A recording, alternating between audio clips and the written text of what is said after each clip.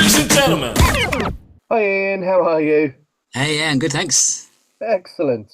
Thank you so much for being with us this evening. I say we, with me this evening. Um, yeah, it's still dark outside, hence Mm. we have artificial light to make us illuminate our faces. We do look very similar, I have to say. If I had a cat, then Yeah. we'd all be twinsies. It's that winter time of year where we Yeah. grow some fur before we get rid of it in readiness for the sun. Cool. Okay, so we are here to talk about your new piece of work, which we're very excited about having at Lift this year. Um, it's part of a triple bill with some other local artists. So we've got Emma Bird from LCI, we've got Ian, and we've got Trev Fleming, who are putting on a triple bill of work, all brand new. So we're extremely excited. You're going to be opening the festival for us. Um, how's your year been? It's been interesting. Okay. Yeah, so like the last year I've had the most amazing thing happen and a pretty rubbish thing happen.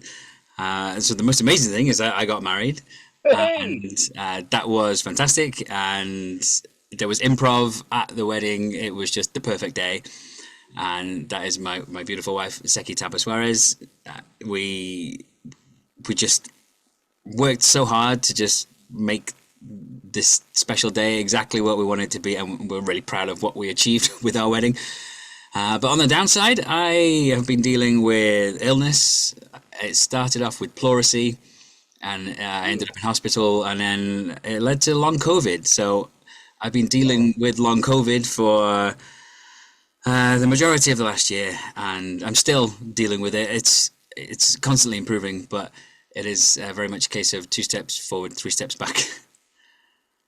so it's a bit like playing snakes and ladders. Yeah, yeah. You seem to go forward, and then you kind of go, "Oh yeah, I'm just feeling it." Yeah, I haven't got long COVID, but post heart attack, I Oh, find my energy is very, very decreased. So I have these phases of going, woo, thinking, oh, everything's getting back, and then you kind of go, oh no, I'm slip back. So, oh, I feel so, well, I'm so sorry to hear that, but at least there are minor steps moving forwards. yeah. Oh, so in terms of inspirations, in terms of things that you might have seen that others might be turned on to, I don't know. We had Lee Apsey, who I interviewed last week, was talking about Gary Starr, who he saw up in Edinburgh, sort of a clown. And obviously, I think there's a quite a clear correlation between clown and improv Yeah. in terms of like spontaneity and how they work crowd and the structure that they play within, and then the interaction in terms of the game playing with audiences. So that was one of the things he was kind of really buzzing off, amongst many other things. Is there anything you've seen on TV or I don't know, radio or film, or what's been something that's inspired you? Well, for me, because I spent a lot of time convalescing over the last year and perhaps not going out as much as I would normally have, but in that time, there's still always been time for improv. The great thing about being married to an improviser and doing most improv things together is if one isn't sort of up to the task, the other one can step in and we can tag team. So I've still been fully involved in Flinch and Funny Bone and Glossop Improv Online, which are sort of my two main things. Also, the Oikers, we mostly rehearse online, so I'm spending a lot of time with improv people, even when I'm not up to it. But I think the thing that really stood out to me in the last year, which really got a lot of cogs turning in my head, was going to the Comedy Store in London. So Seki and I, we went to London for a week after we got married for a bit of a mini moon, and we both love Josie Lawrence, always loved Josie Lawrence, and we realized that she was going to be performing with the Comedy Store Players, and we we got tickets because we were going to be down there anyway, and we went along, and it just had the most amazing time. Like just we were in like touching distance of Josie because we sat right in the front, and that's what I love about improv. It's not like a comedy night. No one wants to sit in the front at a comedy night because you're gonna get picked out by the comedian, and there's gonna be all sorts of stuff said. But in an improv night, it's not like that. So you're happy to sit in the front and just sort of really feel part of it. And we got to meet Josie afterwards and have a chat with her, and she was lovely. And I was able to actually get Neil Malarkey to come on the Liverpool Comedy Improv cast, and that was incredible because he's so cool and he's so influential in the UK improv scene. And I got to hear all about his time with his good friend Mike Myers, and how the Comedy Store UK players came around, which led to Whose Lines It Anyway. And I just it just still seems surreal to me. Someone that I just hold in such high esteem was happy to just come and talk to me on the podcast, and this all stemmed from Seki and I just saying, "Hey, let's go and watch the Comedy Store players, sort of, be amazing." And there were the cast that night. It was Lee Simpson, Josie Lawrence, Rachel Parris, Lauren Shearings, and I think that covers it. But and Richard Ranch as well. And what I loved about it was I spend a lot of time going to improv shows, which are for improv people. It's quite common where you go to festivals, it's just improvisers. Everyone's an improviser, or you go to an improv night and they're all improv people. Whereas the Comedy Store in London, it's a world famous comedy venue, and people like tourists in London every Sunday, and they think, I want to go to the Comedy Store regardless of who's on. So there's a lot of people in the audience there that aren't necessarily there for improv. They're just there to laugh because they think Comedy Store, that's where I'm going to go to laugh.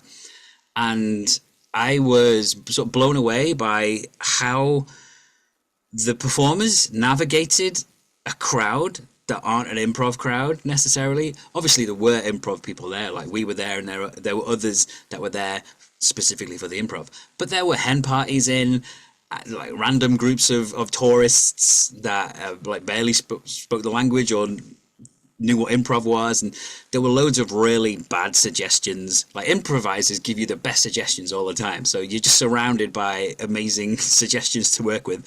But people that aren't improvisers often give terrible suggestions and really inappropriate suggestions.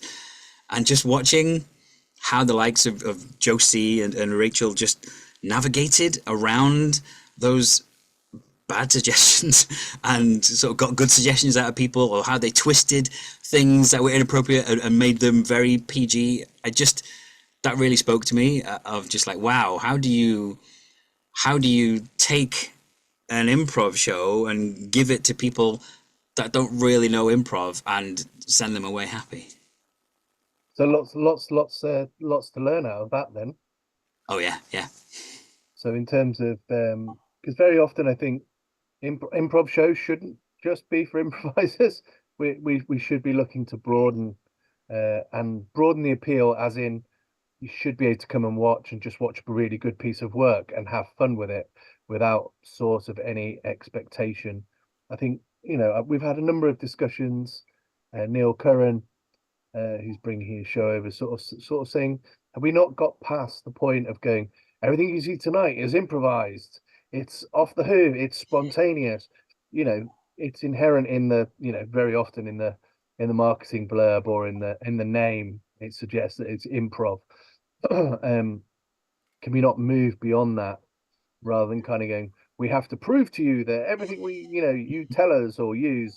Because I think ask fors are really difficult. So short form is really tricky because you have the game, which is tricky enough. So you've got to think about the scene, you've got the game, and then you've got an ask for on top. So you've got three layers of things happening. So I think good short form is really, really, really tough, because you've got all those three strands kind of wanting to be hit. And almost, I think long form in many ways is slightly looser in that. So you can use an ask for as a stimulus in some way, shape, or form, or it can be thematic, or it can just be not necessarily ignored, Whereas Ask Wars, really, the audience are kind of going, we want you to use this. This is why you selected it and want it included. If it's not included, they feel disappointed. Yeah. So, I think short form, when I first started out doing short form in 2004, we did a regular weekly slot at the Casa in Liverpool, and we did a weekly slot for nearly 18 months.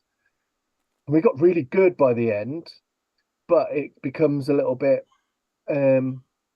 like you say, having to manage and navigate suggestions which are perhaps inappropriate or things like that. It was just like, "Ooh, okay."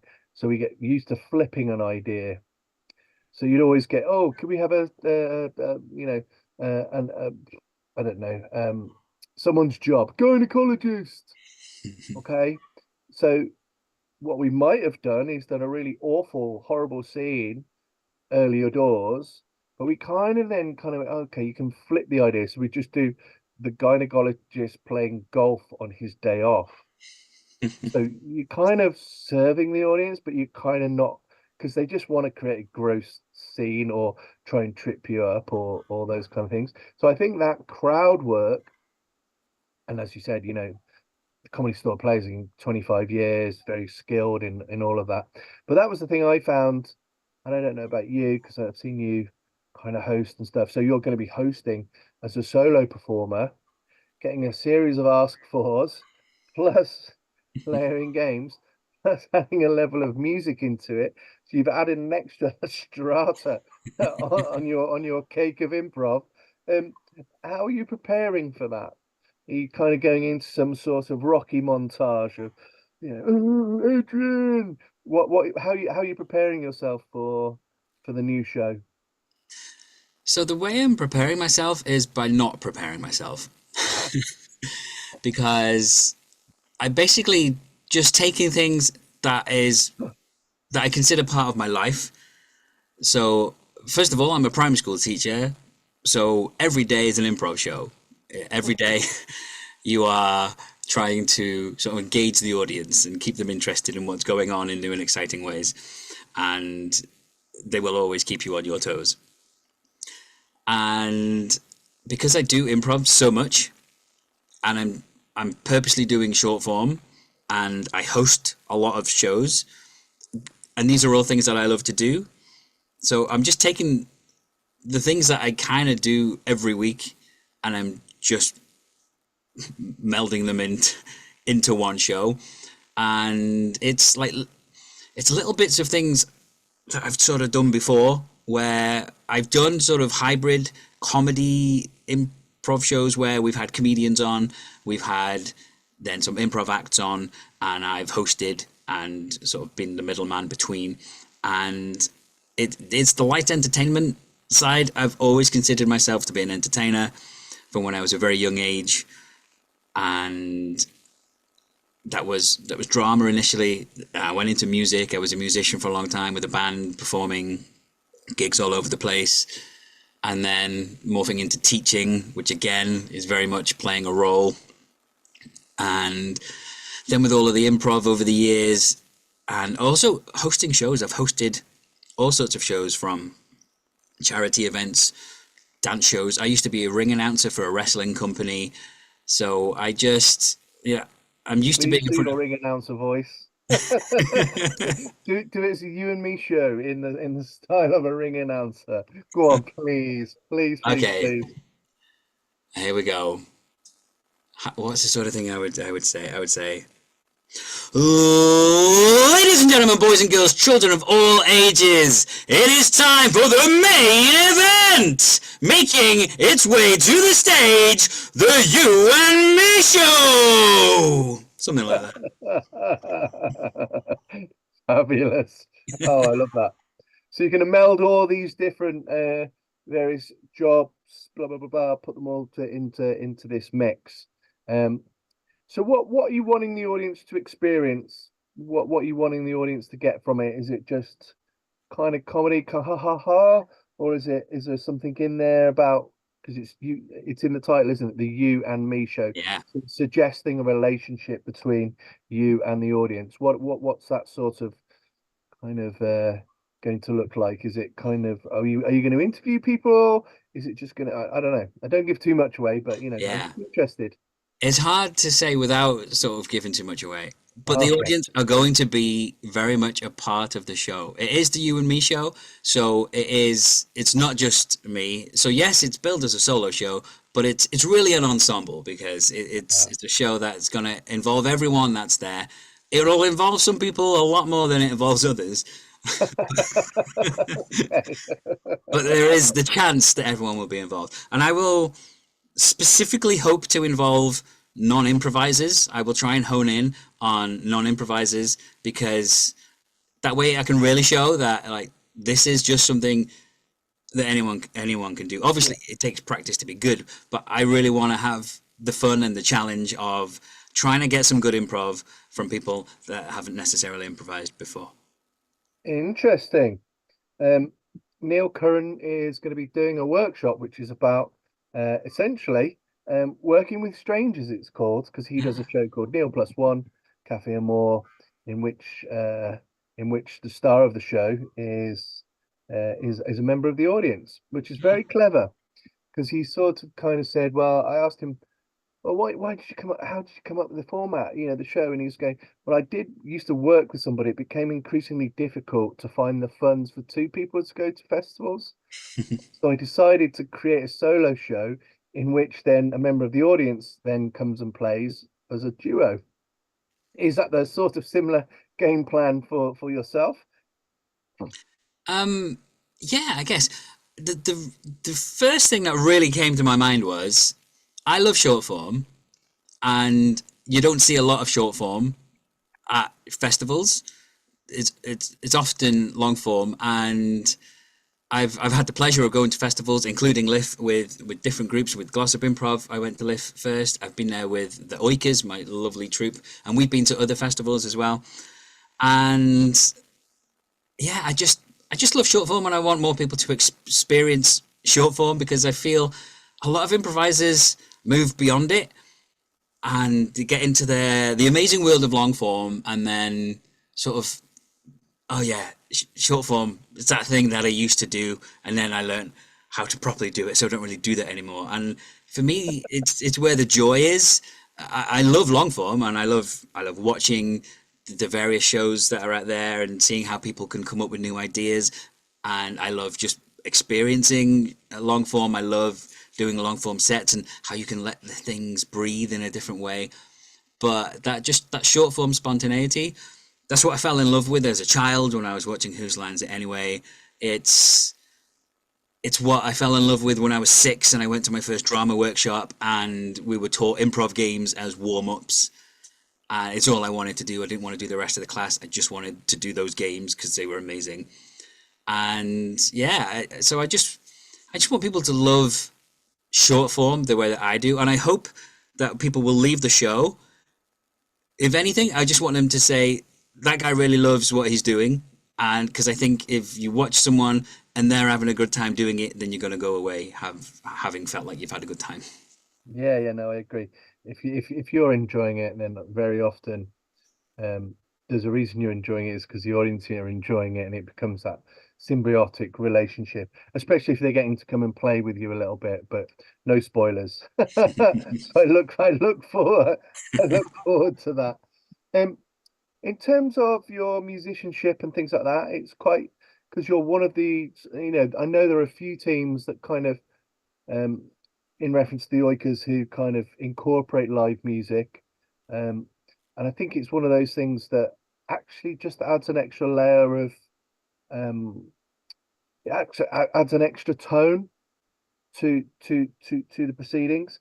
Um, in regards to yourself, um, how do you think your musicianship and improv? Because very often, if you're jamming in with a band, that the where I'm leading towards is that there's similarities in terms of playing music and the flow of improv are fairly similar in terms of being able to listen and respond and build and kind of not instinct because I don't believe in instinct, or people go, oh, they were so tuned in. It was like their minds were like, no, they're just really good at observing and seeing the micro gesture of their partners, and they've got so used to seeing where they're going that they can almost follow without with it being such a um small time small time frame that it's not noticeable that they're following. So it does look instinctive, and it does look like it's a sort of form of magic, but it's not. What are those two things? How does your music and improv converge, clash, disagree, agree? Well, one of the reasons I started doing the music is because that's just something I've always loved.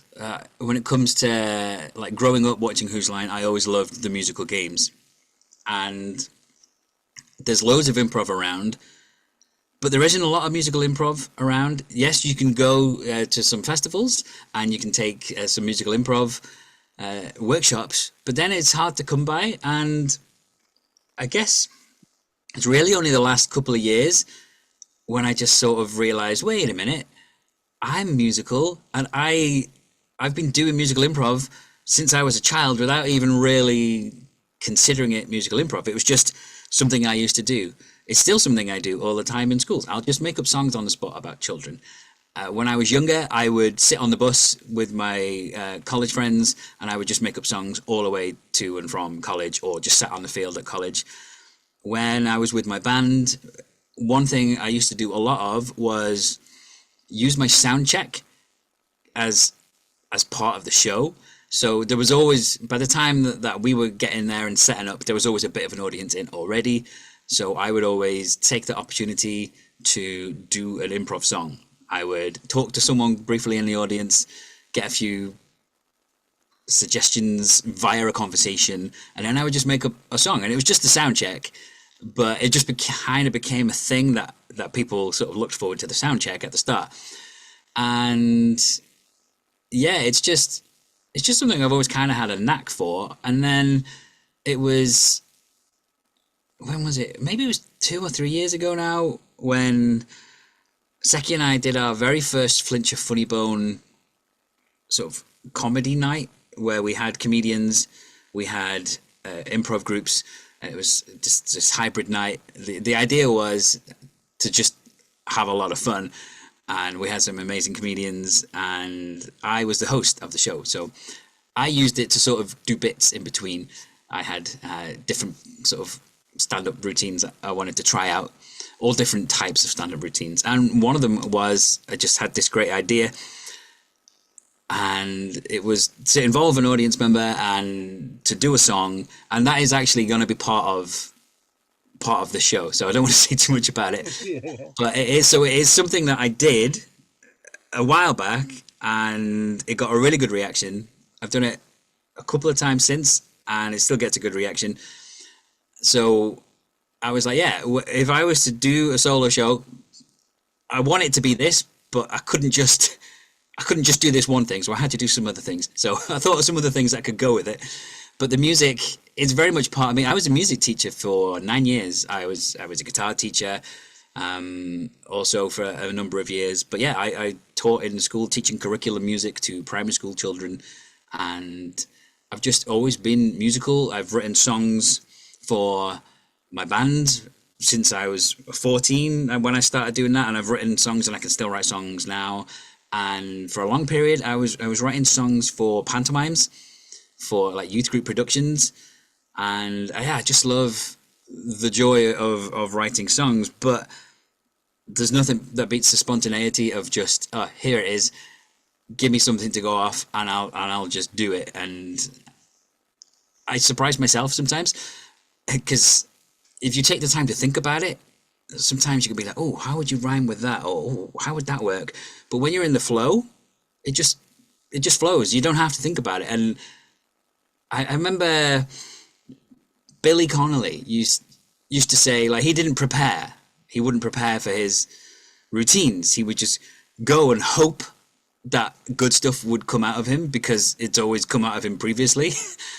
And I remember seeing that a few years back now, and I've always sort of been inspired by that. Just trusting So like, in improv, we're always talking about trust. We trust our partners, we trust our team.